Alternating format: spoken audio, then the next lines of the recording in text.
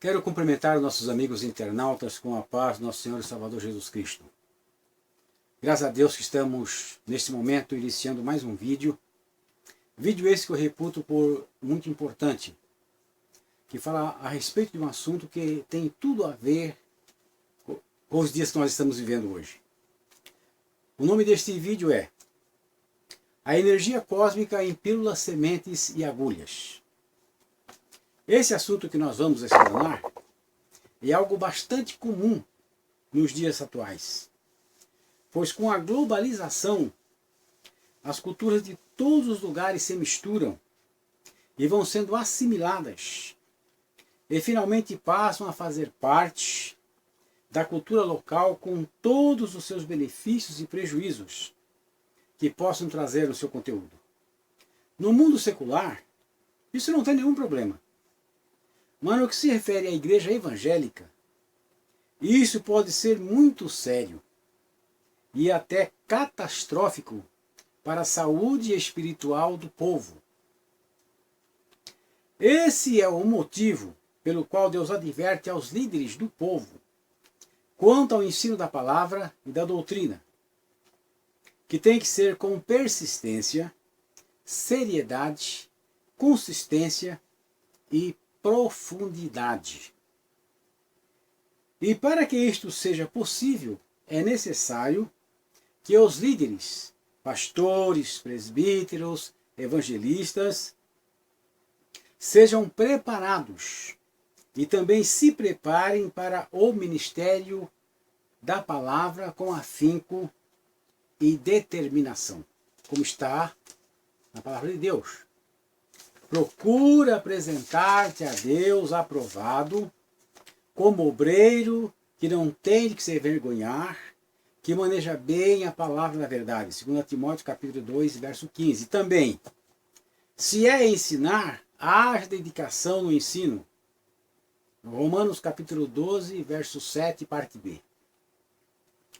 O que estamos presenciando hoje nas igrejas é uma safra de obreiro de todos os níveis, com um despreparo tão evidente no conhecimento da palavra e da doutrina, que chega a ser alarmante. Pessoas que não sabem sequer diferenciar o significado de uma palavra da outra, e não conseguem fazer uma interpretação de texto simples a contento. Não conhecem as interpretações básicas de um determinado texto bíblico, com todas as suas implicações práticas para a vida da igreja. E como estão despreparados teológica e biblicamente, não conseguem argumentar e responder com convicção a um questionamento de alguém que tenha alguma dúvida. Gostam de responder usando chavões comuns e clichês, que na maioria das vezes não têm fundamentos na exegese bíblica mais séria. E quando uma pessoa não se satisfaz com tais explicações simplistas e voltam a insistir no mesmo assunto, tornam-se muito intolerantes e até agressivos. Muitas vezes rotulando a tal pessoa de contencioso, herege e criador de casos, desrespeitando a regra básica do ensino bíblico, que é: e ao servo do Senhor não convém contender, mas sim ser manso para com todos, apto para o ensino, sofredor, instruindo com mansidão aos que resistem, a ver se porventura Deus lhe dará arrependimento para conhecerem a verdade. 2 Timóteo capítulo 2, versos 24 e 25. E também: tomai sobre vós o meu jugo, e aprendei de mim, que sou manso e humilde de coração. Mateus 11, verso 29, parte A. Isso daqui, esses princípios básicos, no que se refere ao ensino, quando a igreja não obedece a esse princípio bíblico, o que vemos hoje são ensinadores que mais parecem instrutores militares, que não têm paciência não sabem argumentar, são impositivos e não têm senso crítico, são intempestivos nas suas reações.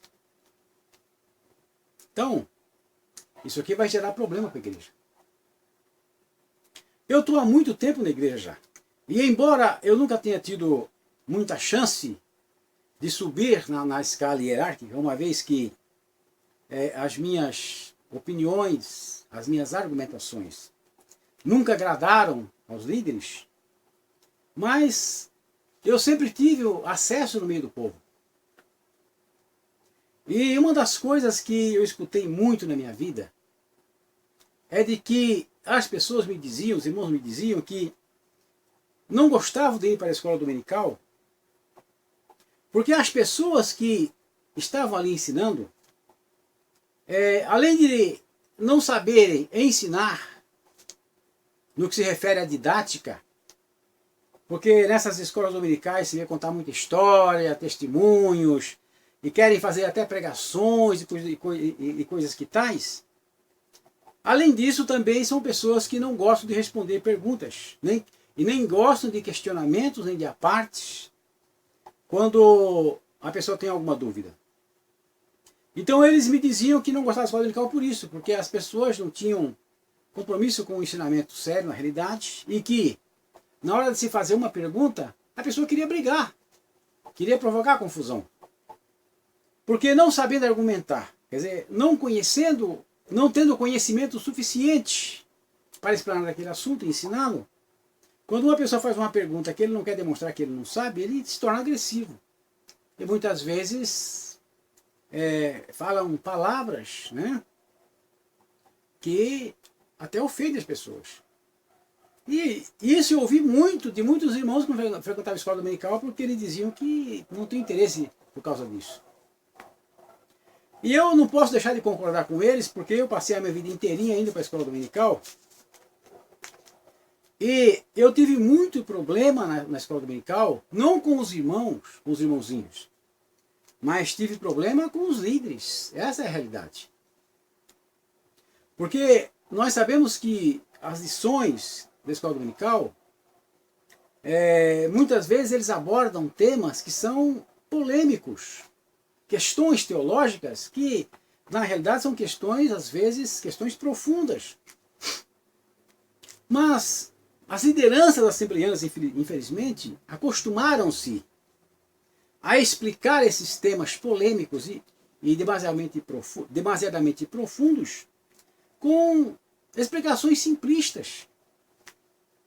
E quando se há um aprofundamento nessas questões, eles não gostam. Eles ficam realmente ficam bastante desconfortáveis. E às vezes nas escolas dominicais que eu frequentava, às vezes tinha esses pontos polêmicos, e às vezes o assunto saía um pouco, se aprofundava um pouco mais nessas situações. E quando começava as explicações, ou também o próprio assunto se aprofundar a um certo limite, estes líderes sentiam-se desconfortáveis porque eles não estavam entendendo nada. Então, muitas vezes, eu já estive envolvido em situações difíceis, onde já fui mandado sentar, calar a boca, já fui colocado quase que para fora da igreja, entendeu? Como eles não entendem esses assuntos, acostumados a explicações simplistas, né, simplistas e superficiais, quando se começa a ventilar esses assuntos com mais profundidade, eles ficam extremamente desconfortáveis. E se nós tentarmos, às vezes, a se aprofundar um pouquinho mais e insistir no assunto, eles se tornam até agressivos. Então, por causa disso, as pessoas têm um pouco de ressalva quanto às escolas dominicais, né? Ver esses tipos de comportamento desses líderes, né? Agora, a Assembleia de Deus ela tem um problema porque no seu início, né, os seus líderes que eram ultraconservadores, que vieram da Suécia e também alguns do Nordeste, não digo o caso de Gunnar Wingre porque ele tinha uma opinião bastante avançada para a sua época, mas que não era também aceito pelos seus pares, né, devido à sua forma avançada de ver essas coisas. Eles não concordavam que os seus líderes estudassem, ou que o povo da igreja estudasse teologia naquela época. E o resultado é que esses líderes foram formados através de estudos dados por outros líderes que tinham a mesma incapacidade que eles, ou seja, que não tinham formação teológica. Até há pouco tempo atrás, meu Deus, não tinha nem escola de teologia, começou faz muito tempo atrás, é muito recente ainda o estudo teológico da Assembleia de Deus. Isto trouxe para a igreja, porque o crescimento dela foi extraordinário, e a igreja não teve bases teológicas profundas para administrar todo o crescimento que ela teve, e isso trouxe muitos problemas, e continua trazendo até hoje. Porque esta característica de superficialidade e incapacidade de argumentação teológica e bíblica nesses assuntos, que levam estes líderes a serem agressivos e intolerantes, porque não conseguem argumentar com as pessoas, isso tornou-se uma marca registrada das Assembleias de Deus. Isso eu posso falar, porque há 30 anos que eu vejo isso, mais de 30 anos já. Então, o que resultou nesse tipo de situação foi que os ensinadores, eles mais parecem instrutores militares, não têm paciência, não sabem argumentar, são impositivos, não têm senso crítico e são intempestivos nas suas reações, desmotivando o povo no conhecimento e no aprendizado. E como resultado desse comportamento, o povo não se interessa pelos cultos doutrinários e escolas dominicais, que hoje são frequentados por um número mínimo de membros da igreja.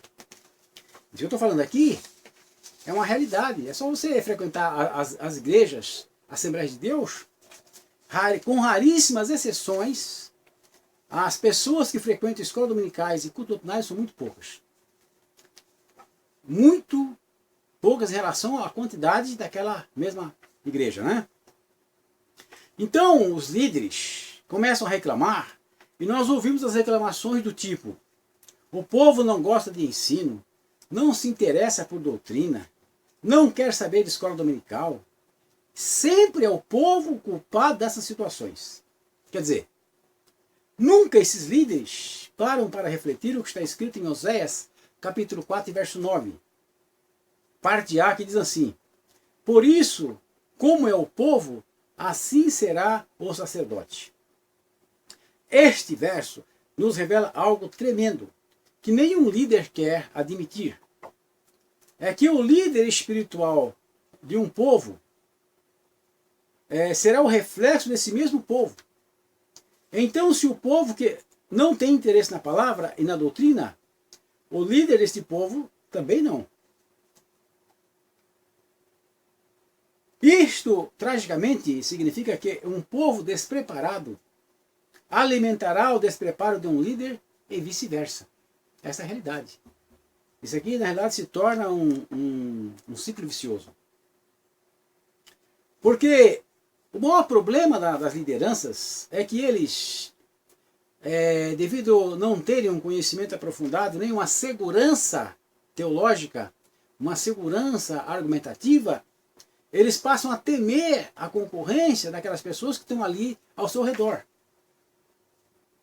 Então, para não demonstrar que eles são despreparados muitas vezes, eles querem preencher esta falta de conteúdo, muitas vezes, com excesso de autoritarismo, né? E muitas vezes, na realidade, eles pecam pela demasiada superficialidade do texto bíblico nas suas explicações. Agora, se um líder não levar um povo a questionar os fundamentos teológicos, no sentido de elucidá-los com mais clareza e com mais profundidade, se ele não levar esse povo a ter consciência dessas realidades espirituais profundas do texto bíblico, e se ele não tiver coragem de levar o povo nesses caminhos, né, que são caminhos difíceis, da elucidação dos textos bíblicos, logicamente que esse povo vai reagir negativamente à superficialidade dos seus argumentos. E este povo, que na realidade não é levado a se conscientizar da importância de um aprendizado profundo, coerente e real, ele vai se sentir desmotivado com qualquer tipo de ensinamento, seja ele doutrinário ou seja da escola dominical.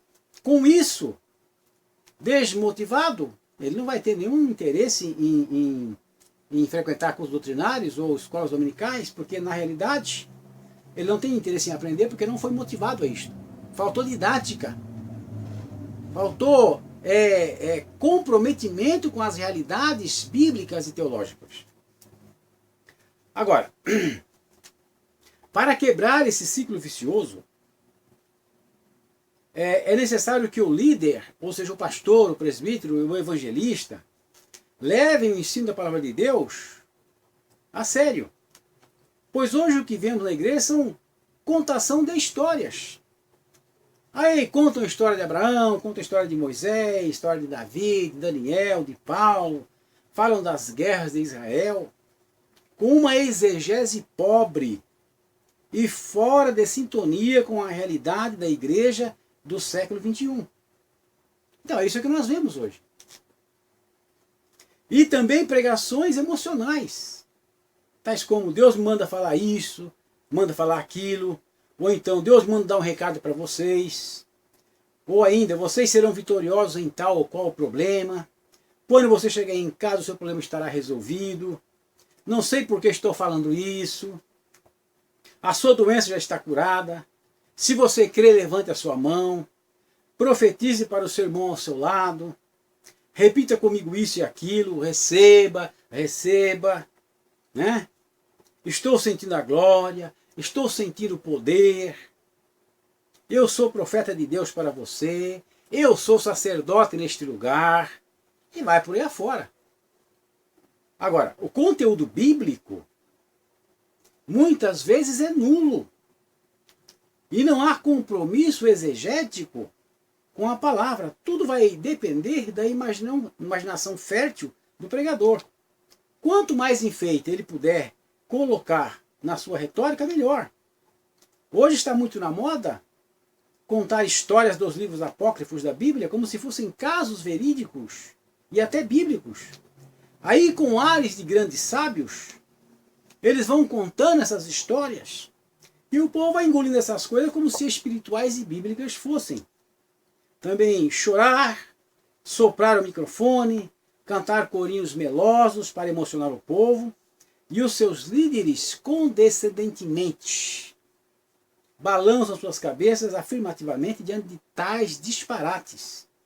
Pois os mesmos, à semelhança do seu povo, não têm o senso crítico.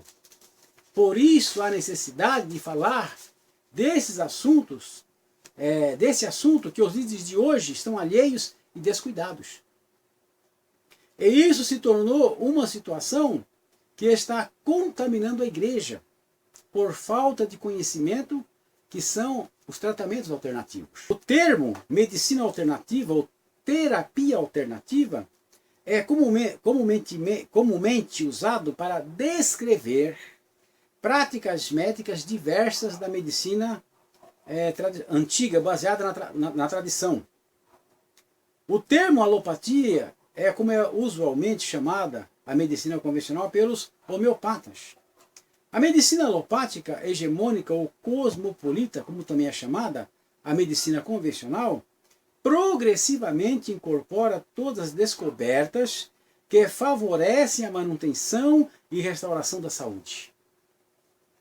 Alguns pesquisadores da história da medicina e sociologia médica indicam que uma definição mais adequada para a medicina alternativa seria o conjunto de práticas de diagnose e terapia sem a apropriada validação científica, ou que sejam consideradas inacessíveis ao método científico experimental, o que neste último caso pode ocorrer por mecanismos fisiológicos não conhecidos nas práticas de cura via métodos metafísicos e espirituais, diferentemente das práticas médicas convencionais.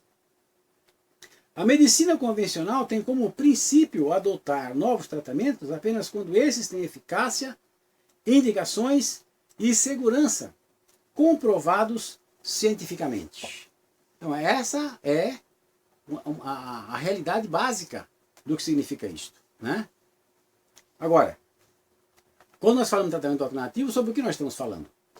Nós estamos falando sobre homeopatia, acupuntura, aromoterapia, arte-terapia, auriculoterapia, ayurveda, biodança, cromoterapia, fitoterapia, florais de Bach, iridologia, magnetoterapia, medicina natural, medicina ortomolecular, musicoterapia, quiropraxia, reflexologia, reflexoterapia, reiki, tratamento espiritual, e nós vamos falar apenas de dois mais populares, que são a homeopatia e a acupuntura. Então tem uma série de tratamentos chamados alternativos, né?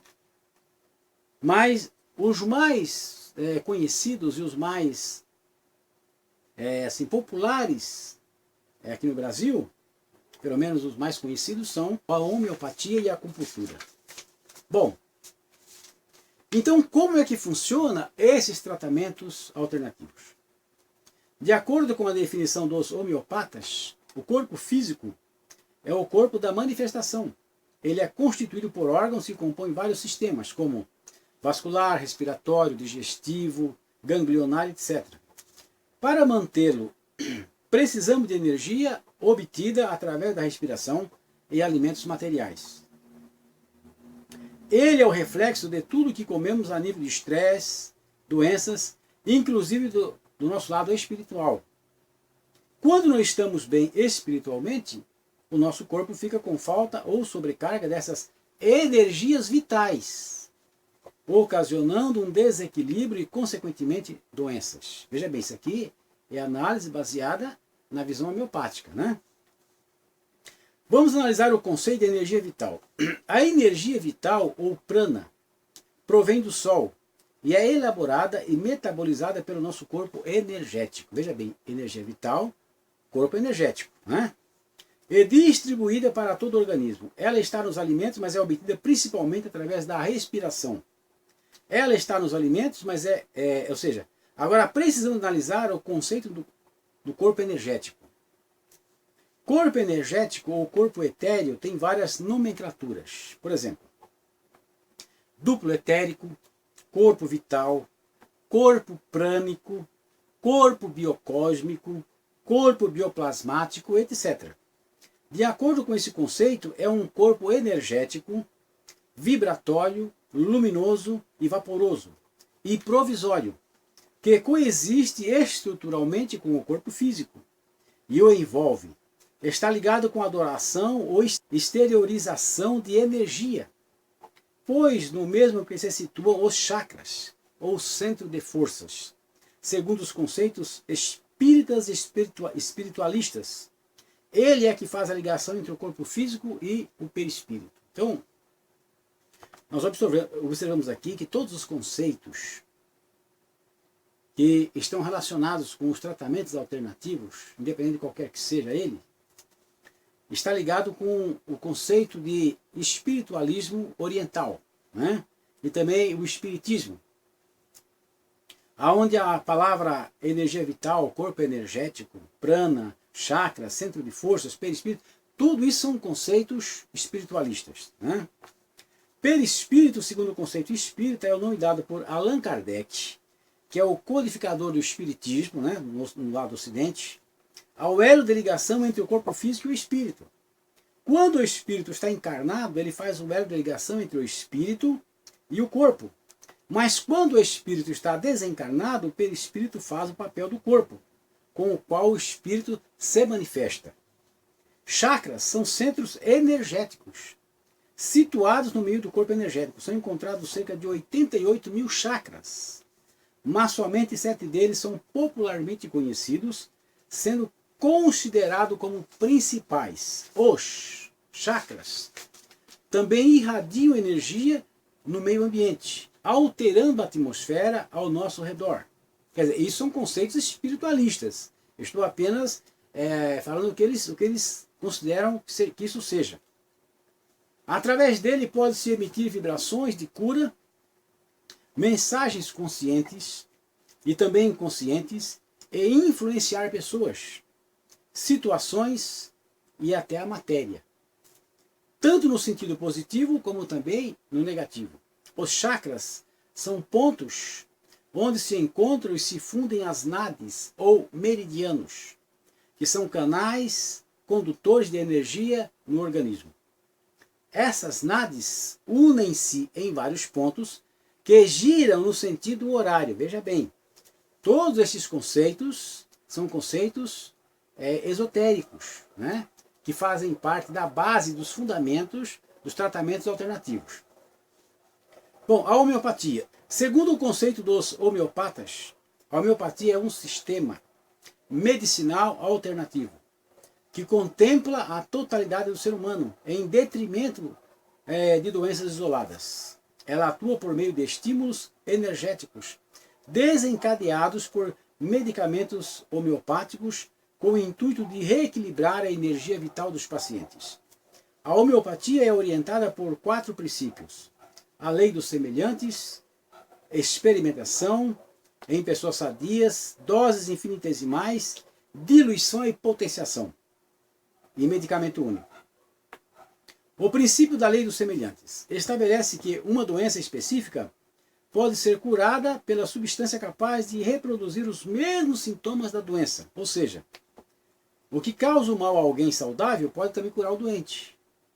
Se um veneno produz vômitos em uma pessoa sã, a versão homeopática diluída e potenciada desse mesmo veneno poderá tratar pessoas com problemas de vômitos recorrentes e assim por diante. Veja que é uma teoria totalmente sem base na ciência medicinal convencional.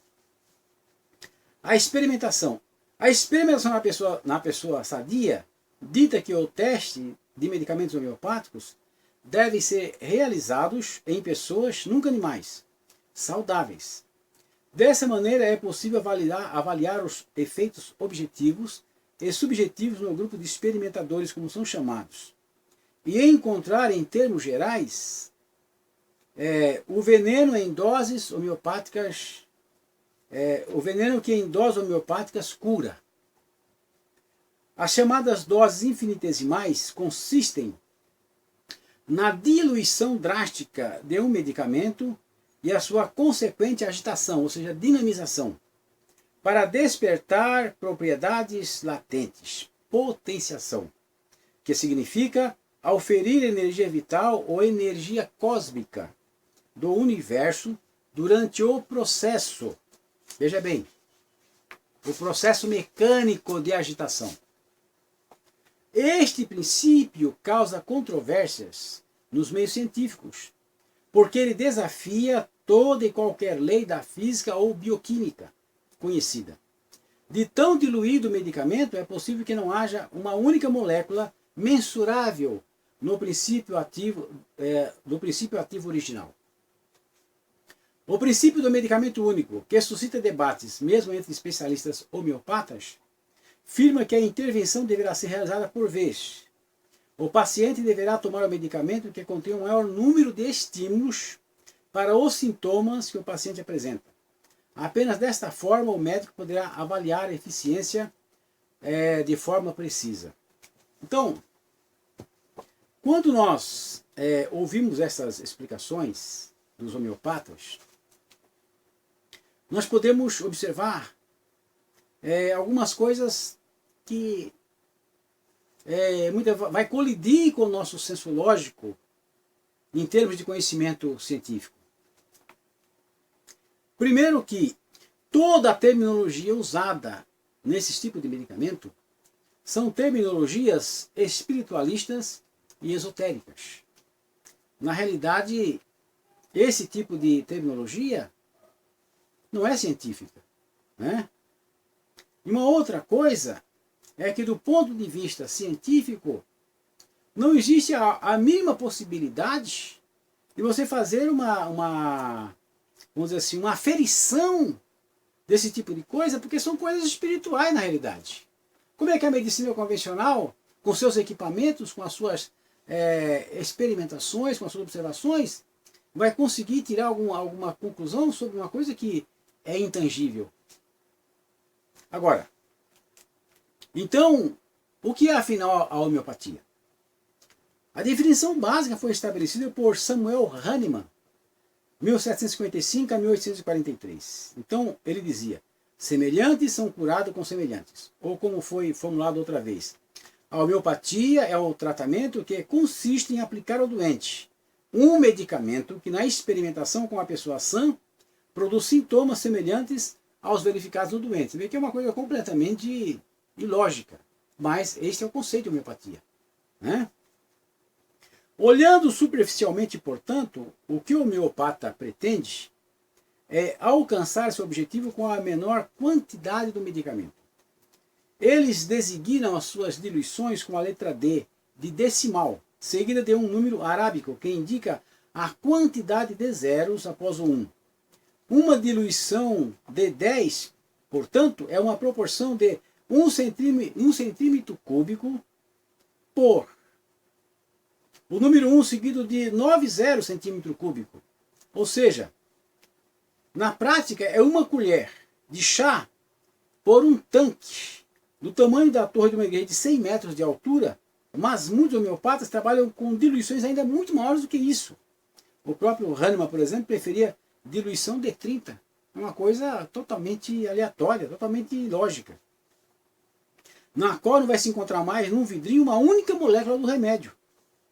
Para explicar por que o remédio teria efeito apesar disso, ou seja, de não ter nenhum princípio ativo, né, temos de passar a uma terceira importante base da homeopatia, que é a potenciação, que nos leva para o meio do mundo da astrologia, do budismo e do hinduísmo. Quando o homeopata faz o seu medicamento, ele prepara primeiro uma tintura original. Por exemplo, urtiga. Ele pega urtigas picadas, cuja seiva ele extrai com álcool. Então ele toma parte dessa tintura original, mistura com 9 partes de um diluente e agita no vidro. Agora ele tem uma diluição de 1/10, ou seja, D1. Ou como se diz, a potenciação D1. Para chegar a D2, ele toma uma parte da solução D1 e agita com 9 partes de diluente. O medicamento tratado dessa forma é diluído, portanto, em passos de 10. Se bem que no mundo se poderia tomar uma gota da tintura original por 999.999 gotas de diluente para atingir a diluição de 6. Mas Hahnemann estava convencido que seu processo de agitação significa mais do que simples diluição. Pela sua agitação, ou seja, a potenciação, libera-se algo dinâmico. Em outras palavras, Hahnemann cria que no processo de agitação é introduzida a força vital, cósmica, no medicamento homeopático. É essa força vital, ou energia vital, ou energia cósmica, que é transferida para o paciente. Então, como podemos ver, o conceito da cura pela homeopatia é espiritual e não científico. E isso pode ser visto claramente em uma reportagem da revista Super Interessante, sob o título Por que a homeopatia funciona? A rigor, os medicamentos são só água ou açúcar, sem nenhum resquício de princípio ativo. Mas muita gente diz que se cura com eles. Qual pode ser o mistério por trás disto? Se é que funciona, há que se ponderar isso porque os estudos que avaliam a eficácia da prática não são exatamente conclusivos. E ora se lhe dão aval, ora lhe desabonam. A Organização Mundial de Saúde, a OMS, por exemplo, afirma que o método se mostrou superior a pílulas de farinha em testes clínicos. E no Brasil ela é reconhecida pelo Conselho Federal de Medicina. Algumas faculdades, inclusive, oferecem disciplinas optativas sobre o assunto. Por outro lado, uma batelada de pesquisas diz que seu funcionamento não passa de efeito placebo. Os resultados positivos seriam obtidos pela crença do paciente que a terapia é válida. A homeopatia trabalha com medicamentos diluídos e o criador da técnica, o alemão Samuel Hahnemann, inspirou-se na lei da semelhança. Em linhas gerais, ele diz que a mesma substância que causaria doença em alguém saudável pode reverter esses sintomas de uma pessoa já doente. O veneno da abelha, por exemplo, poderia tratar os sintomas da alergia, ser manipulado de forma homeopática. Como a substância praticamente desaparece quando é misturada em água, a eficácia do tratamento sempre foi bastante questionada. Para os defensores da homeopatia, a explicação está em uma suposta memória da água. Veja bem, suposta memória da água, na qual ficaria preservado o potencial terapêutico do medicamento. Um trabalho publicado em 2003 na revista científica Física A mostrou que ao ser congelado um copo com cloreto de sódio e lítio diluídos em água, até quase desaparecerem, apresentou diferenças estruturais, ao ser comparado com um copo de água pura. A avaliação foi feita com uma técnica conhecida como termoluminescência, que detecta a estrutura de coisas sólidas. Bom, isso foi em 2003. Em 2005, no entanto, uma pesquisa publicada na revista especializada Nature jogou água fria nessa crença. Os pesquisadores, liderados por R.J. Duane Miller, na Universidade de Toronto, Canadá, demonstraram que, de fato, a água consegue armazenar as propriedades de substâncias diluídas nela até sumirem, mas somente por 50 femtosegundos. Agora, imagine só, um femtosegundo equivale a 1 bilionésimo de milionésimo de segundo. Quer dizer, um nada de tempo. Em português, claro. Outro baque ocorreu alguns meses depois, daquele mesmo ano, quando a revista médica britânica The Lancet praticamente declarou guerra contra a homeopatia, acompanhando um estudo que concluiu que os benefícios do tratamento se restringem ao efeito placebo. A revista publicou um editorial intitulado O Fim da Homeopatia. Nele, os editores da revista se diziam surpresos com o fato de o debate continuar mesmo depois de 150 anos de resultados desfavoráveis. Pesquisadores da Universidade de Berna, na Suíça, fizeram uma revisão de 110 testes clínicos que analisavam o efeito de produtos homeopáticos para doenças que iam de infecções respiratórias a dores pós-cirúrgicas. A comparação em todos os casos era com placebos.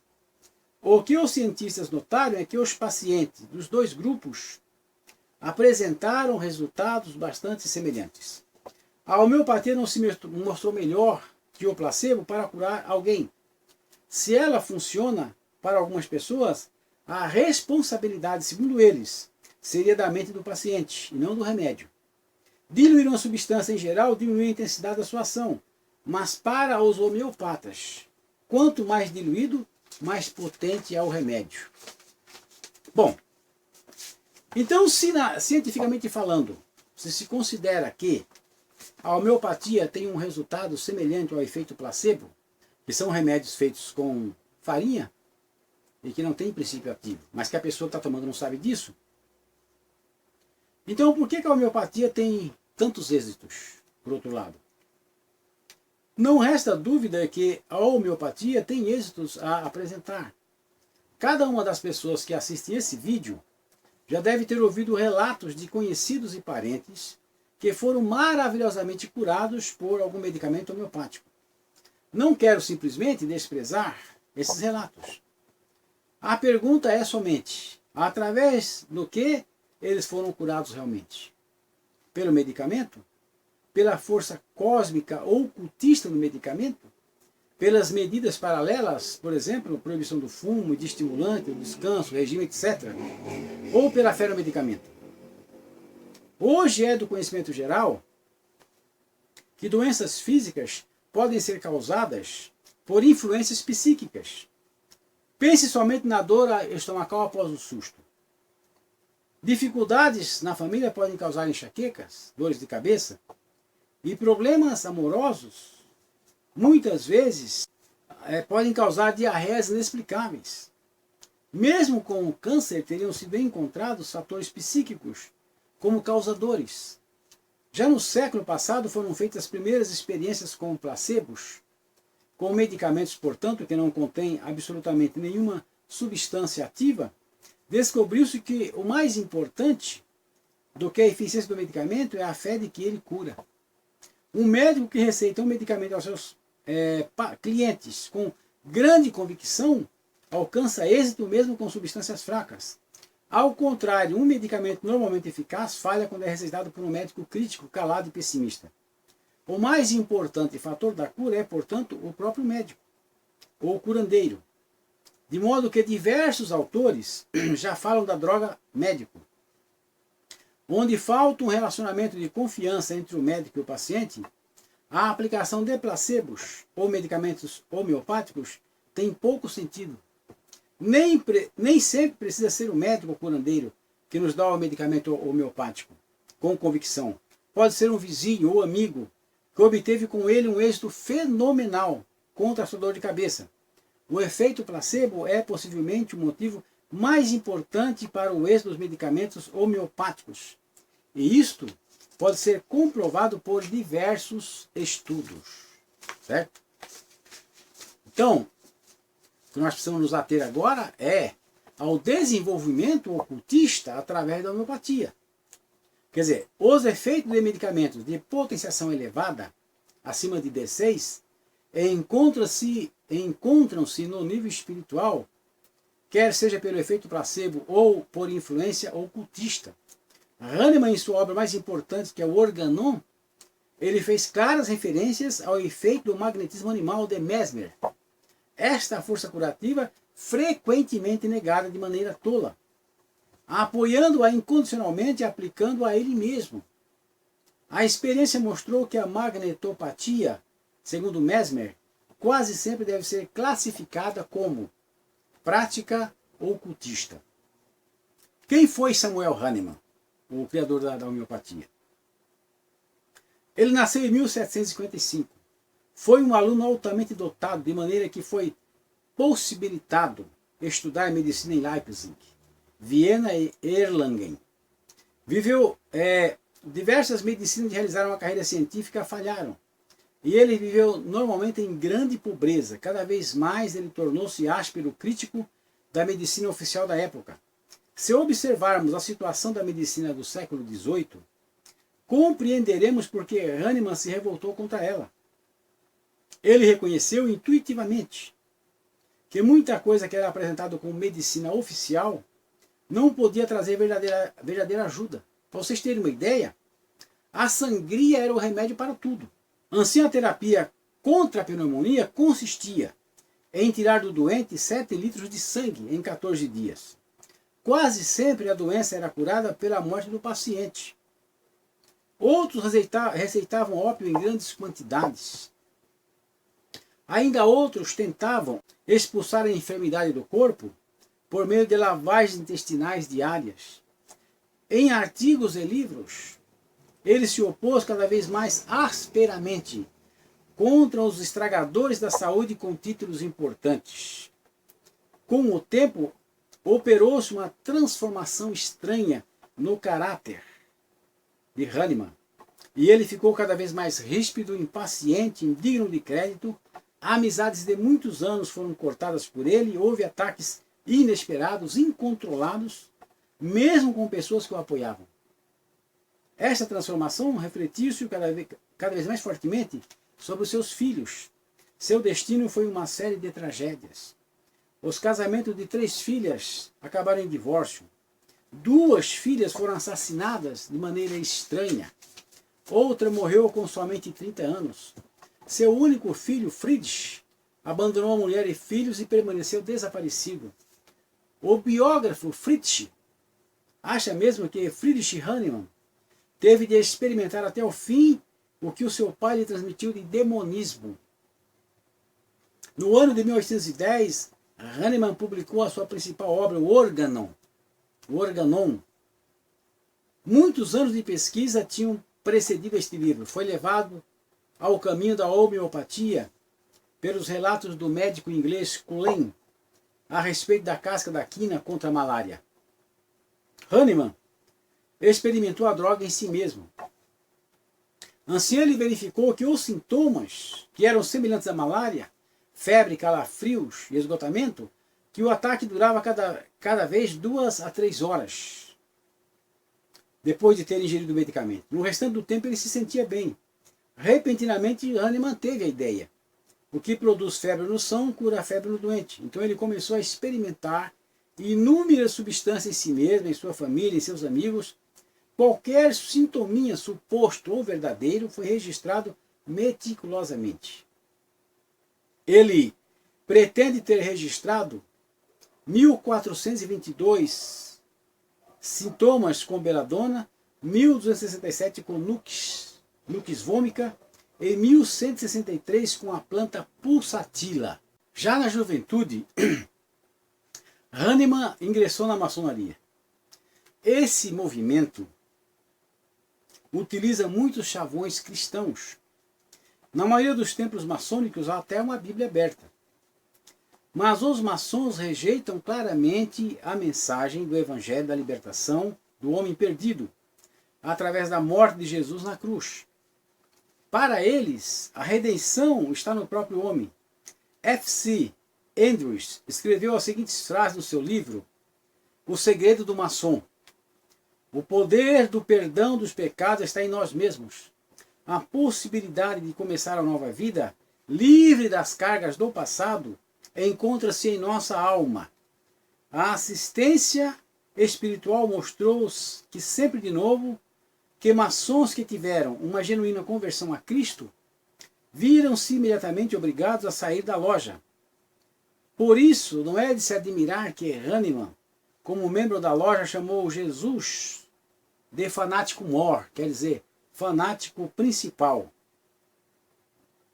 Então, isso daqui é um outro assunto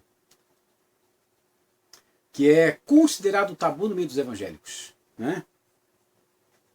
Porque hoje há muitos pastores, há muitos presbíteros, há muitos líderes evangélicos que estão enfurnados nas lojas maçônicas. Muitos desses pastores, eles são maçons. Muitos líderes evangélicos estão na maçonaria. As igrejas muitas vezes não falam sobre essas coisas, né? Mas a verdade é que a maçonaria hoje, ela tem se infiltrado no meio das igrejas evangélicas através dos seus próprios líderes. Agora, esse muito indigno representante da maçonaria, Hahnemann, ele chamou Jesus Cristo de fanático mor, ou seja, fanático principal, né? Um dos biógrafos de Hahnemann escreve: o fanático mor, Jesus de Nazaré, que não conduz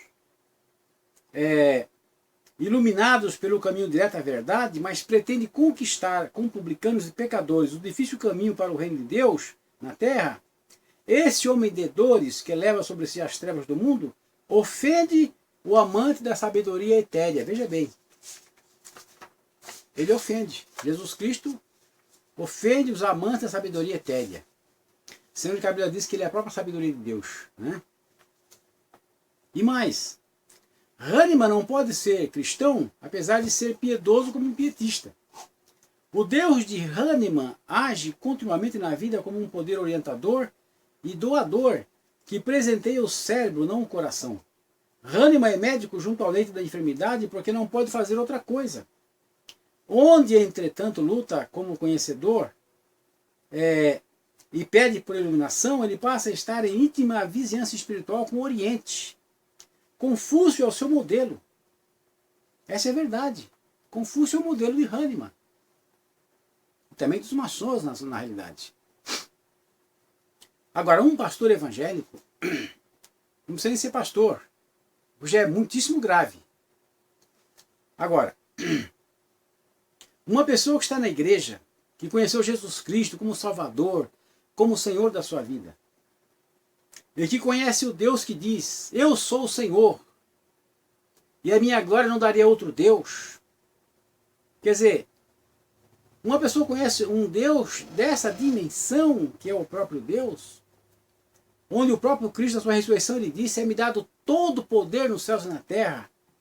E um pastor desse, que é um líder espiritual do povo evangélico, que está na igreja, debaixo das bênçãos, debaixo do conhecimento da luz do próprio Cristo, e agora ele sai e vai lá na loja maçônica bater continência ao deus maçônico, que é o deus Gadu, ele é um apóstata.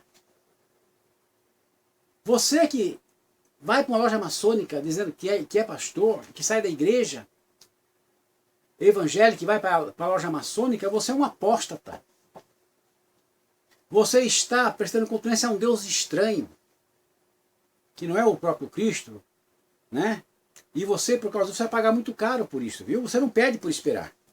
Vocês pastores, vocês líderes que estão fazendo isso, vocês não perdem por esperar, viu? Porque essa apostasia vai custar muito caro para vocês. Esta é a realidade. Vocês pensam que a Bíblia diz que Deus não se deixa escarnecer. Está escrito a palavra de Deus: Deus não se deixa escarnecer. Se vocês estão pensando que vocês podem escarnecer de Deus através dessa apostasia e se manterem incólumes, vocês estão muito enganados, né? Então aqui,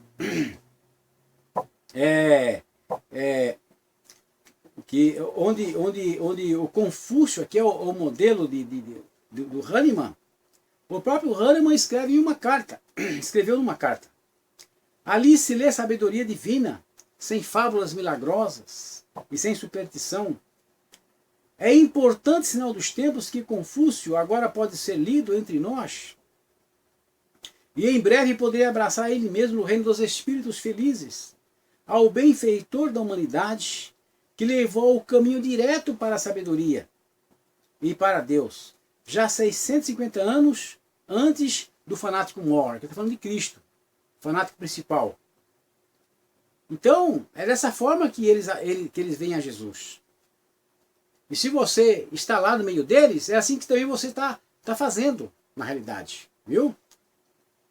Porque uma pessoa que se diz evangélico, que se diz foi transformado, tornou-se nova criatura, e está cultuando um Deus estranho, e diz ainda que é evangélico, você na realidade é um apóstata, nada mais do que isso. Viu? E para os apóstatas está reservado o lago de fogo no fim dos tempos. Esta é a realidade, viu? Então se você acha que, porque hoje as pessoas têm medo de falar sobre isso, porque esse tipo de ensinamento nas igrejas não existe, porque os pastores têm medo de falar sobre isso, essa é a realidade, entendeu? Então você fique sabendo, você é um apóstata. Todos aqueles que estão na igreja evangélica, que estão indo na loja maçônica, bater continência para o Deus Gadu, são apóstatas. E por causa disso estão condenados ao lago de fogo. É isso que vai acontecer com vocês. Quer dizer, então, esse foi o espírito que originou-se a homeopatia. A veneração da sabedoria oriental não era somente um hobby particular de Hahnemann. Pelo contrário, ela forma a base da preparação dos medicamentos homeopáticos, né? Nesse ponto aqui, eu quero dizer para os irmãos, a igreja em si: se a sua igreja, seja ela qual for, o seu pastor não te ensina sobre os perigos de você tomar essas pilulinhas milagrosas, que não tem base científica, não tem princípio ativo nesses remédios, mas que tem a capacidade de curar, como eles dizem, através da energia vital, você tem que saber de uma coisa: você está oferindo uma energia estranha que não é a energia de Deus. Porque essa energia vital não é uma energia científica, não pode ser mensurada em equipamentos científicos. Também não é uma energia espiritual, bíblica ou divina. Então deve ser uma energia espiritual das trevas. E você que está tomando esses medicamentos homeopáticos tem que saber disso. Você está abrindo portais na sua vida, ainda que você até receba cura, mas você abre portais na sua vida para que as trevas operem na sua vida. Viu? Aí então você é curado de uma dor de barriga, você é curado de dor de cabeça, mas você recebe uma dose de incredulidade, uma dose de rebelião, uma dose de incapacidade de crer nas verdades bíblicas. uma revolta contra Deus dentro de você. Sabe por quê? Porque você abre portais na sua vida para o mundo espiritual das trevas. Agora, se o teu pastor não te ensina isso, ele é culpado por isso. Mas você fique sabendo o que está acontecendo. Porque se você entra em contato com esse mundo espiritual, dessa energia vital, ou prana, como se diz, você está entrando em contato com o mundo espiritualista do Oriente, que é o mundo espírita, né? Agora, você tem a liberdade de escolher. Se você fez até hoje por ignorância, você pode se arrepender disso. Se arrepender e pedir perdão a Deus pela sua ignorância e deixar isso de lado, para que você seja curado dessas influências malignas que certamente já estão na sua vida. Agora, se você, mesmo conhecendo, você persiste nisso, é por sua própria conta e risco. Agora, de uma forma ou de outra, os seus líderes, seus pastores, que não te ensinaram sobre isso, serão culpados disso que acontece na sua vida. Viu? Agora vamos falar sobre um outro caso que é semelhante, que é a acupuntura.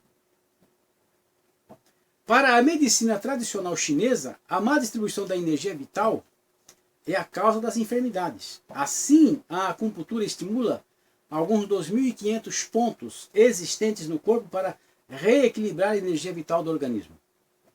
Para saber onde pôr a agulha, o acupunturista estuda os meridianos, que são os canais de energia vital ou cósmica. Veja que a linguagem é a mesma da homeopatia. Do paciente. São 12 meridianos principais nesse caso. E vários outros que são subdivisões deles. Os meridianos relacionam-se entre si como pares, acoplados, yin e yang, que eles dizem. Os estímulos em um têm reflexos no outro. Ao longo dos meridianos, existem 309 pontos mais usados e cerca de 1.500 no total. Eles são locais que, se estimulados, podem bloquear, suavizar ou até mesmo intensificar o fluxo da energia vital. Assim, para se equilibrar toda a energia do corpo, é necessária uma ação conjunta, que seriam várias agulhas. Por exemplo, no pulso, para sedar toda a região dolorida, e no crânio, abaixo do joelho, e no pé, entre o dedão e o dedo vizinho, para eliminar a causa do problema. Há também um tipo de acupuntura chamada de auriculopuntura, ou acupuntura auricular, que pode ser feita com agulhas, ou também com sementes de diversas plantas, para a massagem dos pontos, sendo que a mais utilizada é a semente da mostarda, que são coladas nas orelhas por alguns dias. De vez em quando na igreja a gente vê isso. O irmãozinho lá, sentado, você vê a orelha dele com vários curativinhos, com sementinhas ali. Isso aí é auriculopuntura. Entendeu? Quer dizer, então esta pessoa que faz isso daí, ele está implicando também no mesmo caso da homeopatia. Ele está recebendo energia vital, né, no seu corpo, que pode até curar. Mas cura, sim, pode até curar mesmo. Só que pode trazer outros problemas espirituais para a sua vida, viu? Agora, quais são as implicações desses tratamentos para os cristãos? Como podemos ver, a acupuntura funciona com os mesmos processos que a homeopatia, ou seja, energia vital, energia cósmica, corpo energético, yin, yang e vai por aí afora. Essa energia cósmica não é uma energia mensurável por aparelhos científicos, embora se diga que ela é produzida pelo Sol. Na realidade, de acordo com essa filosofia espiritualista do Oriente, ela é uma energia ou poder espiritual.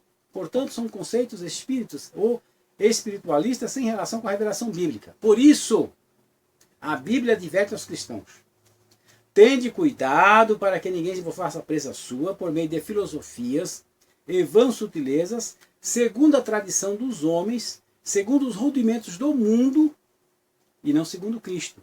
Colossenses capítulo 2 e verso 8. Do ponto de vista bíblico, neste mundo só existe duas fontes de poder espiritual. Uma é de Deus. É-me dado todo o poder dos céus e na terra. Mateus 28 e 18, parte B. E a outra é o poder das trevas, o qual nos tirou da potestade, quer dizer, poder das trevas, e nos transportou para o reino do Filho do seu amor.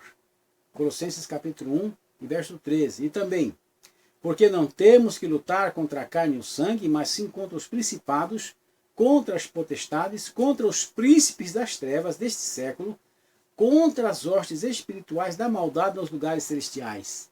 Efésios capítulo 6 e verso 12. Então, se o poder espiritual que energiza esses medicamentos e tratamentos não estão de acordo com a revelação bíblica, nem com a medicina científica, mas sim com as energias espirituais estranhas à revelação bíblica, é que se tornam potencialmente perigosas para um cristão.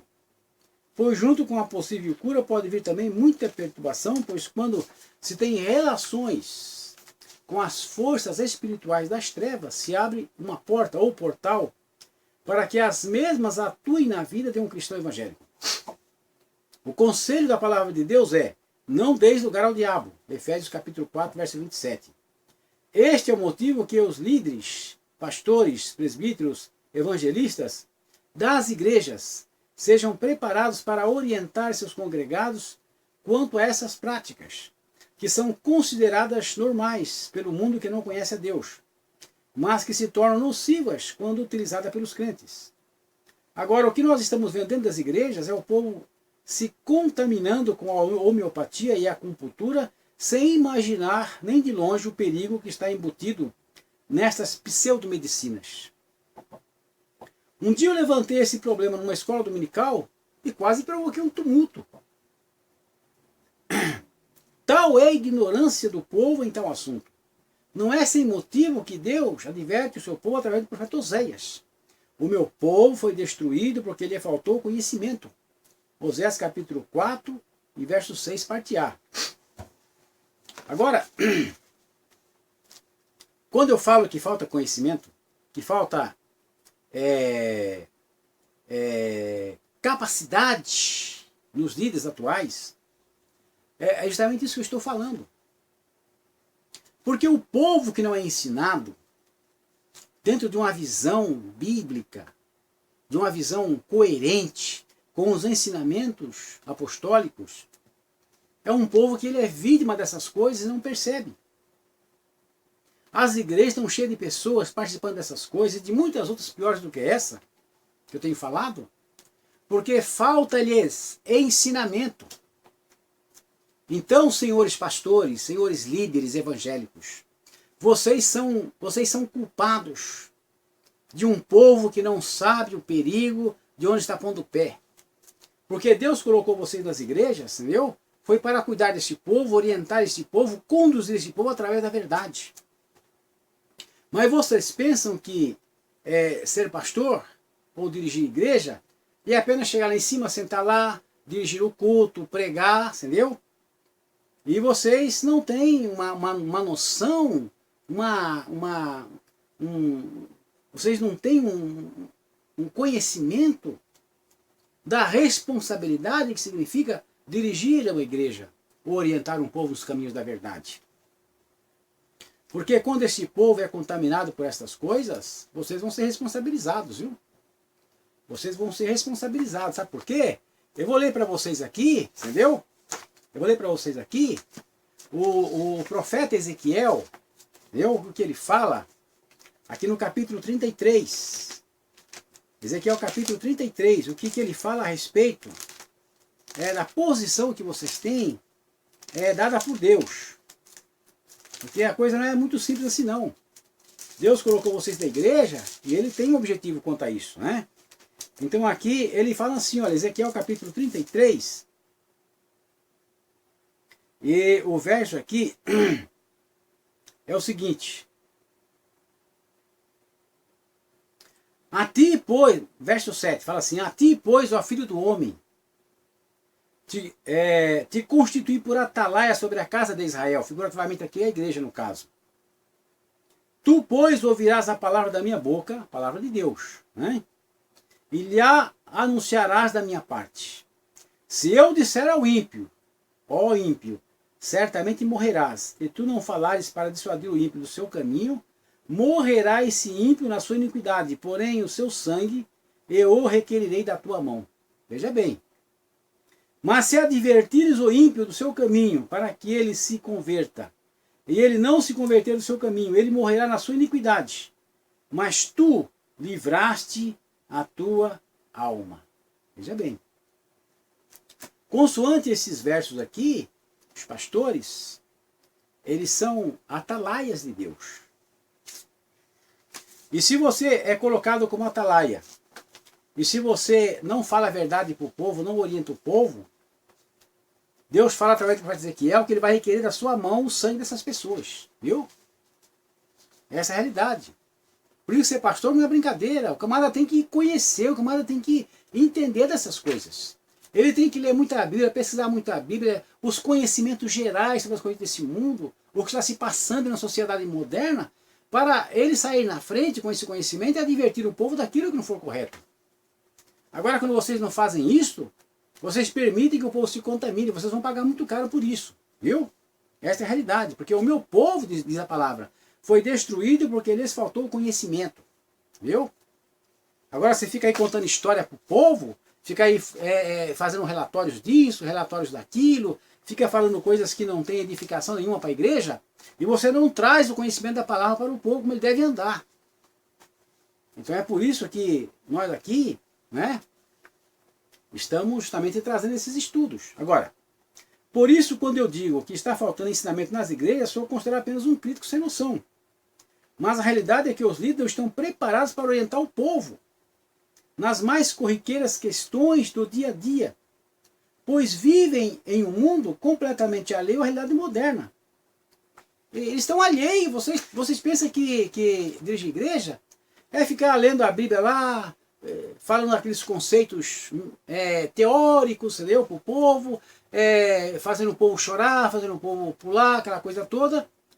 E vocês não explicam para eles a realidade do mundo espiritual. Então está faltando capacidade, está faltando realmente conhecimento nessas questões para vocês orientarem esse povo. Agora, eu tenho vivido a minha vida inteira nas igrejas, na Assembleia de Deus, e eu nunca vi um pastor que seja falar sobre esse tipo de assunto, por exemplo. Esse é um dos assuntos, por exemplo. Nunca vi. Nunca vi ensinar sobre isto. Entendeu? E como esse assunto aqui tem muitos e muitos outros que não se é falado. Porque eles não têm noção dessas coisas. Eles vivem num mundo totalmente aleatório. Não tem entendimento do que está acontecendo na sociedade. Né? Agora, quando eu falo com líderes, né, vocês poderão dizer assim, mas você é um camarada muito abusado e tal, porque quem é você para falar com os líderes e tal e coisa? Desde que eu me conheço, que eu estou na igreja, dentro das igrejas, os líderes nunca gostaram muito dos meus argumentos, das minhas explicações. Tanto é que dificilmente eu tive, muito poucas vezes eu tive oportunidades na igreja. Porque aquilo que eu falava não fazia muito sentido para eles. E por causa disso, eu tive que ficar ouvindo vocês falar durante mais de 30 anos que eu vejo vocês falarem. E como vocês só falam, vocês não sabem como escutar, como ouvir. Agora, como eu tenho só escutado vocês e ouvido, eu sei ouvir e sei avaliar o que vocês estão falando. Então, é verdade, quando um pastor abre a Bíblia e lê um texto e começa a falar, só pelas expressões que ele usa, só pelas palavras que ele usa, pela forma dele falar, eu já sei o que ele vai falar. Já sei para onde ele está indo. Entendeu? Ou para onde não está indo, porque a Bíblia não para lugar nenhum na realidade. E também já até pelas formas dele atuar, eu já sei a sua insegurança, a sua falta de conteúdo. De tanto ouvir vocês falarem, hoje eu consigo ouvir vocês falarem e entendo o que vocês estão falando. E uma das coisas que eu tenho percebido e entendido perfeitamente é que falta conteúdo, falta conhecimento, falta estruturas, fundamentos bíblicos e teológicos e conhecimentos gerais naquilo que vocês falam. Porque, a bem da verdade, até lê, vocês lêem tudo errado muitas vezes. Trocam as palavras, entendeu? E engolem as vírgulas, engolem as pausas, e muitas vezes fazem explicações sobre aquilo que foi lido errado de uma forma totalmente errada também. Agora, de tanto ouvir vocês falar, eu já sei o que vocês estão falando, já sei que eles vão falar até. Um dos graves erros dos pastores e dos líderes é que eles acham que eles têm que falar o tempo todo. Então, em todo lugar que chega, lá vão eles falar. Toda reunião que chega, eles vão falar. Eles não dão oportunidade para ninguém, não ouvem ninguém, só vivem falando, falam o tempo todo. E como muitas vezes o conhecimento é pouco e o vocabulário é muito pouco também, falam tanto que esgotam todo o seu repertório e ficam se repetindo o tempo todo. E muitas vezes a pessoa, ele acha que, devido a ele ter aquela posição e estar sempre falando, ele faz aquilo de uma forma bem profissional na realidade, e ele não percebe muitas vezes a sua própria fraqueza. Ele não percebe. Então, quando uma pessoa escuta muito ou ouve muito, ele passa a prestar atenção ao conteúdo e não apenas às expressões externas ou a forma como aquilo é falado. Esta é a grande realidade, entendeu? Esta é a grande realidade. Por isso que vocês, na realidade, vocês reclamam muito de mim, dizem que eu sou crítico, mas vocês que fizeram eu ficar desse jeito. Porque foi através de ser obrigado a ouvir vocês durante todos esses anos, mais de 30 anos, falando o tempo todo, foi que eu comecei a entender e observar o conteúdo, a falta de conteúdo daquilo que eu ouço. Essa é a realidade, eu sou criado por vocês. Entendeu? Porque na realidade, a igreja hoje, ela é uma consequência disto. Por quê? Porque os líderes hoje, eles estão alheios a uma realidade moderna, né? Do século XXI, e eles emitem conceitos, na realidade, sem eficácia, dentro da realidade eclesial. E não havendo uma correlação entre esses conceitos que eles emitem, né? E a realidade daquilo que eles falam, porque eles desconhecem essa realidade, a igreja padece de um desenvolvimento teológico, bíblico e saudável. E o resultado é que nós estamos vendo hoje no meio do povo e também das lideranças. Se isso não for corrigido urgentemente através de uma volta ao estudo e ensino real da Escritura, estamos andando na direção do desastre. Essa é a realidade. É por isso que o blog Veredários, no seu 16º artigo de fé, ele diz o seguinte: eu creio que na nova aliança Deus proveu meios para a cura das enfermidades físicas, mentais e espirituais, através da oração, da fé, unção com óleo, imposição de mãos e dos dons de curar concedidos pelo Espírito Santo. Mas que também Deus deixou os médicos e a medicina. Porém, eu não aceito nem creio nos chamados tratamentos alternativos, que são uma mistura de uma aparente medicina científica com esoterismo, tais como homeopatia, acupuntura, cromoterapia e coisas semelhantes a essa, pois eu entendo que trazem prejuízos espirituais para aqueles que pertencem a Cristo e que deles participarem. Esse artigo de fé, do Veredários, vocês poderão achar no blog Veredários, né? Na parte de artigos de fé, são 21 artigos de fé. 21 artigos de fé. Esse é o 16º. Lá tem todas as referências bíblicas sobre isso que eu estou falando aqui. Por isso, caros líderes, pastores, presbíteros, evangelistas, vocês são responsáveis diante de Deus pelo ensino e orientação da igreja sobre a sua responsabilidade. E o consequente resultado disto, ou seja, do ensino ou da falta de ensino, que isso venha a causar à igreja, seja para o bem ou seja para o mal. O que acontece com a igreja dos atuais, ou seja, o que está acontecendo hoje na igreja atual, nos dias atuais, tem a ver com essa área, a área do ensino. Pois, como eu tenho observado, os líderes atuais estão carecendo de conhecimento teológico e geral. É isso porque se descuidam dos estudos. Muitos quase não leem e também não se importa com o progresso do seu ministério, contentando-se apenas com a posição eclesiástica dentro da denominação.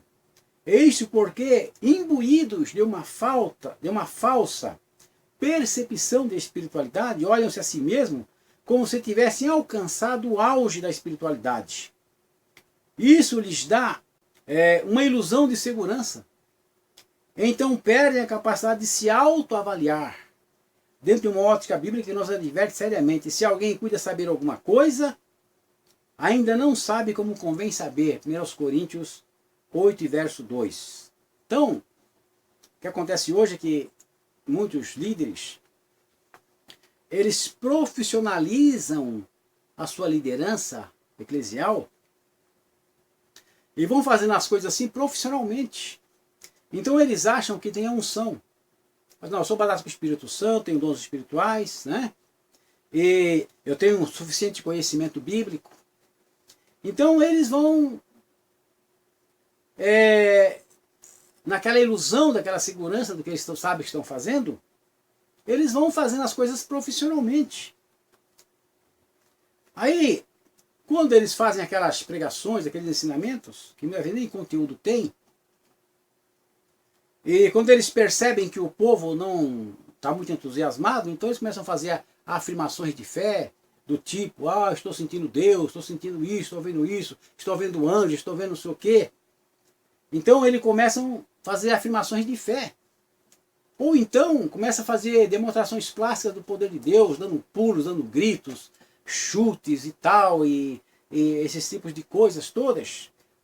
Fazer uma série de performances, né? Para impressionar as pessoas. Ou então eles apelam para o emocionalismo, direto. Aí começam a chorar, fazem uma voz chorosa, né? Uma voz melosa, começa a até chorar no microfone. Ou então começam a cantar corinhos bem melosos e tal. E o povo, na realidade, coitado, o povo que não tem muito simples, já começa a chorar, então tem aquelas irmãzinhas, já começa a chorar, né? E já começa aquele barulho na igreja, então ele se dá por... teve muito sucesso na sua pregação. Porque, segundo essa forma de pensar, Deus derramou poder, Deus abençoou, Deus derramou poder. Na realidade, de conteúdo bíblico, conteúdo exegético, não tem nada. A maior parte dessas pregações, dessas performances, não tem conteúdo bíblico e exegético. Não trazem estrutura espiritual para o povo, na realidade, né? Porque a pessoa sai dali daquela pregação, que já chorou, gritou, pulou, e vai comer pipoca lá fora. Quando ele não vai na cantina comer coxinha, tomar guaraná, porque aquela parte lá já passou, já acabou. Quer dizer, é esse tipo de coisa que nós estamos vendo nas igrejas de hoje. Então a pessoa, ele não entende que ele tem que estar se autoavaliando seriamente a cada dia, criticamente ele mesmo. Porque o seu ministério, ele tem que se desenvolver, ele tem que se renovar, ele tem que mostrar uma face sempre renovada para que o povo possa ver que realmente existe nele uma sabedoria verdadeira. Agora, quando a pessoa ele dorme naquela ilusória segurança de que ele tem a unção, de que ele tem o poder, de que ele tem a capacidade, aí ele chega num ponto que ele começa a se repetir o tempo todo. Agora, entra ano, sai ano, ele conta as mesmas histórias, as mesmas palavras, as mesmas coisas, e ele não consegue perceber o que está acontecendo.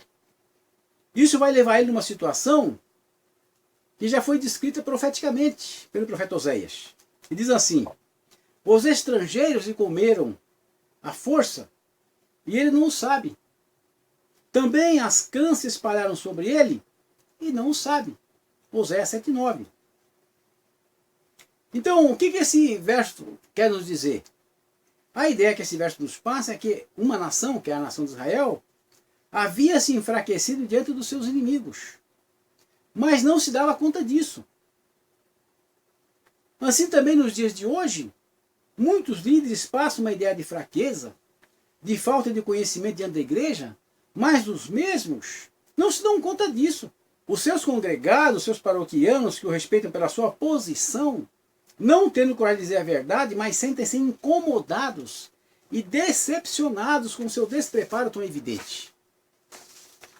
E os seus oficiais mais imediatos, os seus auxiliares, né? Quando tem noção de tal fato, porque muitas vezes eles estão em uma situação pior do que ele, mas quando algum deles tem essa capacidade, evita aconselhá-lo. Aconselhá-lo. Sabiamente ele faz isso, pois o mesmo pode reagir arrogantemente e agressivamente, punindo até com reiteração do seu ministério. Né? Porque as igrejas pentecostais e neopentecostais, elas têm uma deficiência gravíssima, que é o problema do conceito exacerbado de autoridade. Então, dentro dessas denominações, o conceito de autoridade é algo superavaliado por eles. Então, quando uma pessoa ele entra, ou ele consegue subir na escala hierárquica do ministério dessas denominações, ele passa a fazer uma obediência cega ao que está em cima e exigir uma obediência cega do que está embaixo. Se a pessoa que está em cima, na parte superior, ou nos degraus mais acima, cometer algum erro, ou fizer alguma coisa que não deva fazer, ou falar coisas que não estão de acordo com a realidade bíblica, aqueles que estão em volta dele, ou que estão abaixo, evitam, têm medo de corrigi-lo, ou têm medo de chamar-lhe a atenção. Porque se fizerem isto, eles receberão sobre eles uma dose de autoritarismo imediata. Porque eles não aceitam isso. Fazem as coisas erradas, mas se alguém falar, é aquele autoritarismo exacerbado. Aqui quem manda sou eu, aqui quem fala sou eu, e vai por aí fora. Agora, se a pessoa fizer isso, está fora. Eles colocam a pessoa para correr na realidade. Porque autoritarismo é usado e carteirada também sem dor de consciência. Essa é a realidade. Porque quem está no meio dele sabe isso aí. Eu estou 30 anos nesse meio, eu sei como que é. Como é que funciona isso daí. Né? Porque a tão propalada humildade cristã só existe no discurso que eles fazem. Né? Pois na prática o que se vê é quem pode mais chora menos. Aqui o que funciona ali é quem manda aqui sou eu e aqui quem fala sou eu. E vai por aí afora, infelizmente. Quer dizer, carteirada e autoritarismo, na realidade, é o discurso do momento. Essa é a verdade. Agora vocês vão falar para mim assim, mas você está exagerando. Não, não estou exagerando, isso é uma realidade.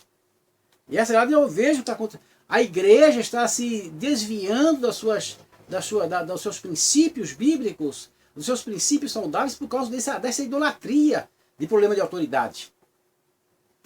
Porque lá no começo da igreja, o apóstolo Paulo, que ele veio bem depois dos outros apóstolos, ele mesmo dizia que ele não era digno de ser apóstolo, uma vez que ele andou com Cristo, outro que até perseguiu a igreja de Cristo. Mas ele era uma pessoa que tinha um alto grau de conhecimento, e um alto grau da visão do reino de Deus. E quando ele chegou na igreja, que o apóstolo Pedro começou a demonstrar dissimulação, como nós vemos ali no capítulo 2 e verso 11 de Gálatas, a Bíblia diz que Paulo resistiu Pedro na cara, porque viu que ele era repreensível. Quer dizer, Paulo repreendeu Pedro. Entendeu? Não tinha esse negócio não. Se a pessoa saísse fora da realidade, era repreendido. Não importava o seu grau de autoridade.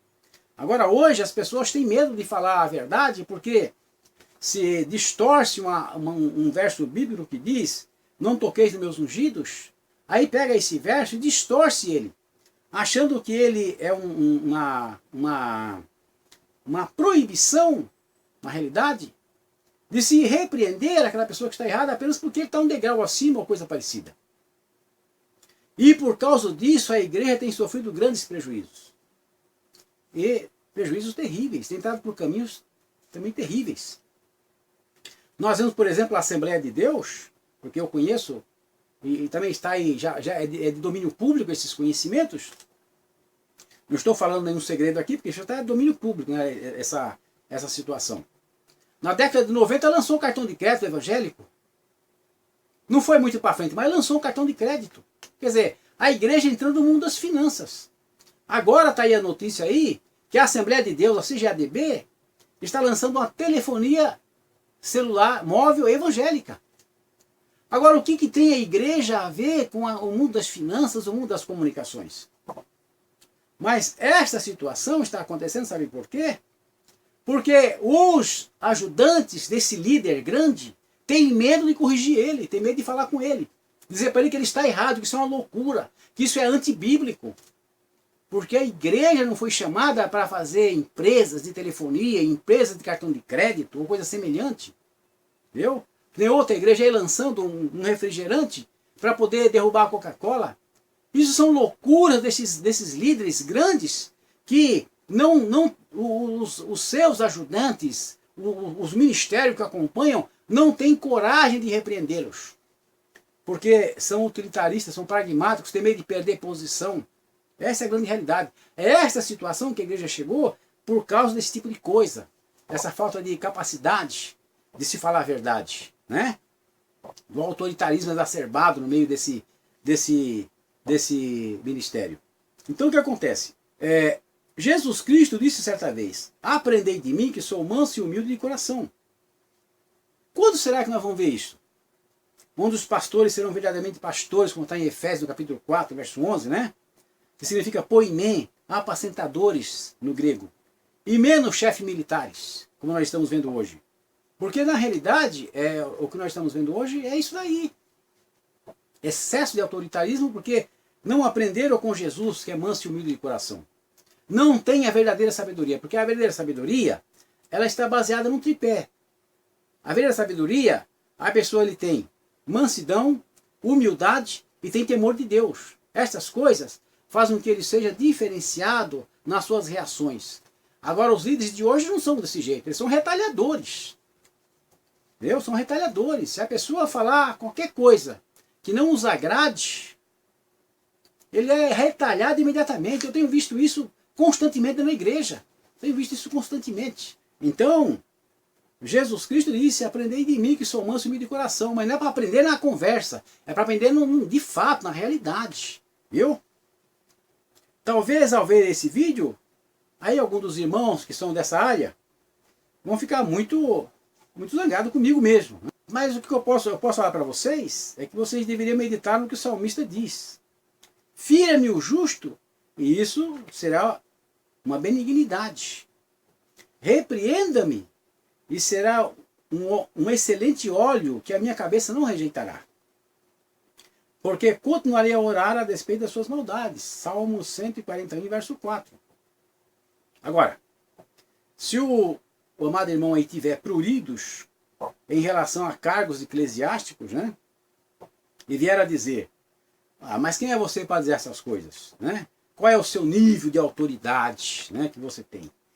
Eu peço que você medite no que diz o apóstolo Paulo, né?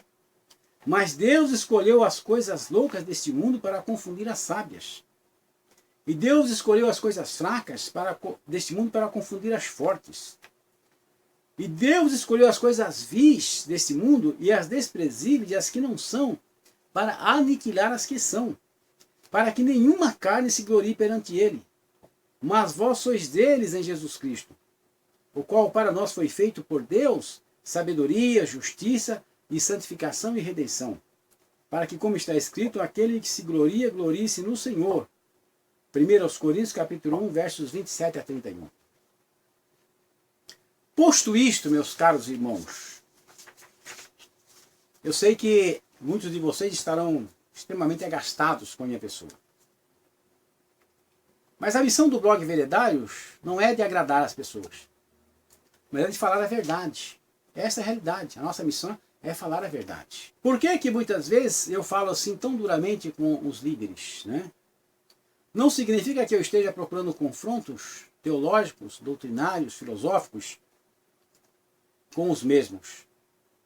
Mas eu falo isto porque os líderes das igrejas, eles são formadores de opinião.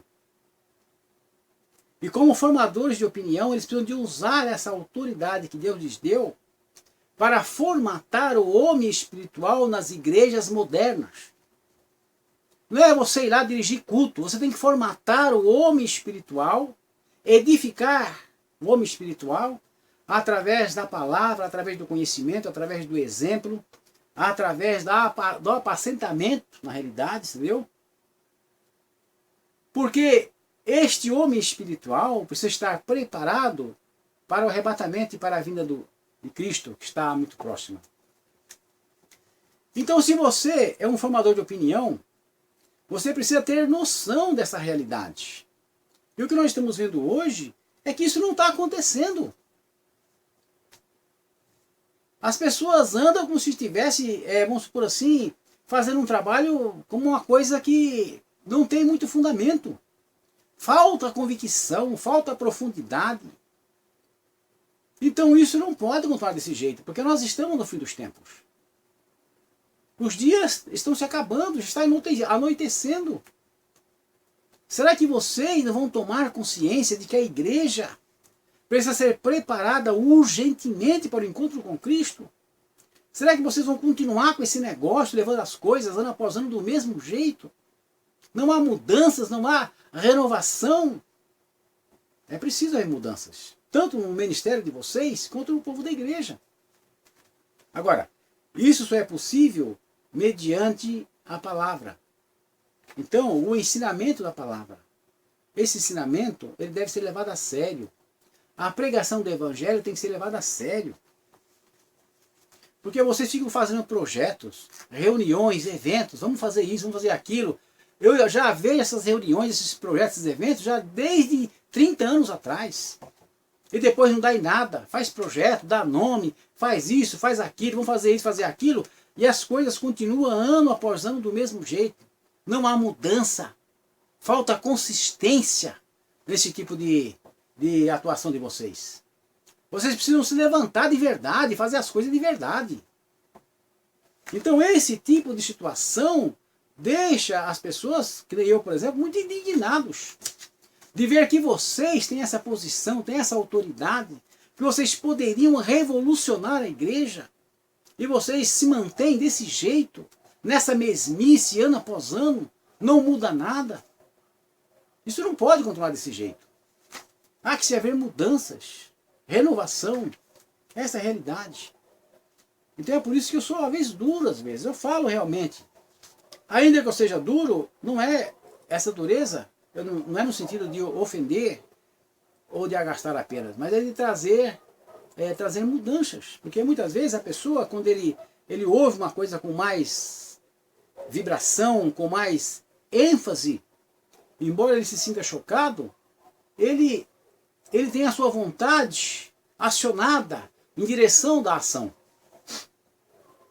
Porque embora muitos não gostem do que eu falo e até nem sequer me suportam ouvir, mas eu já tenho ouvido notícias de que esses meus ensinamentos através da rede social, através do blog Veredários, que eu comecei em 2013, já está causando mudanças em muitos lugares. Eu tenho recebido notícias de pessoas que já me falaram que estão implementando esses tipos de mudanças e que Deus está abençoando grandemente as suas igrejas.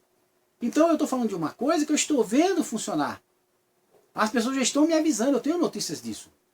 E embora também tenha notícias de pessoas que estão realmente bastante agastadas comigo. Mas por outro lado eu tenho notícias também de pessoas que estão satisfeitas, porque são situações que eles estão colocando em prática, está mudando a igreja deles. Então, meus brasileiros, o interesse que nós temos que ter é no reino de Deus. Todas as outras coisas se tornam pequenas, o reino de Deus é o principal. Nós temos que ter realmente interesse no crescimento, na formatação adequada, na qualificação do reino de Deus. Então esse é o intuito do blog Veredários.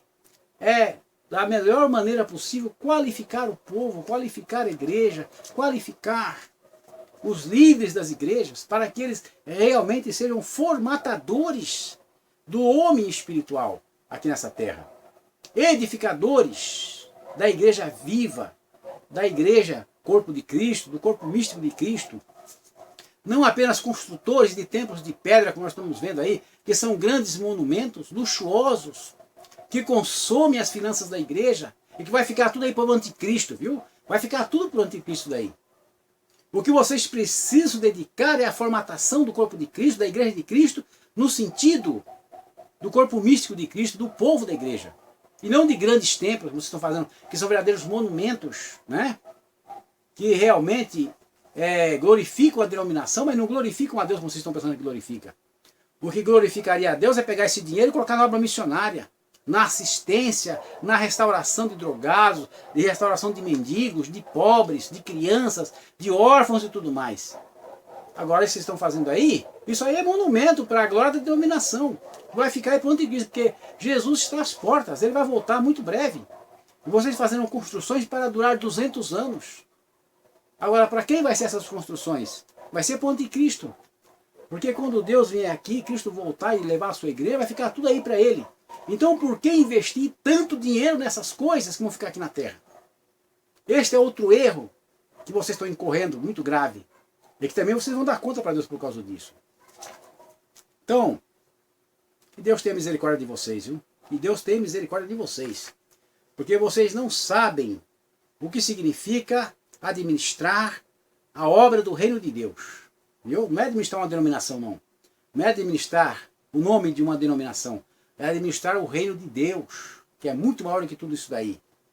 Então que Deus tenha misericórdia de vocês, que Deus abra os seus olhos, as suas mentes. E que Deus tenha misericórdia de mim também. Porque eu também preciso me aperfeiçoar, preciso mudar, preciso melhorar, e eu estou procurando fazer isso. Porque o tempo já está esgotado para todos nós. Que Deus tenha misericórdia de vocês. Amém.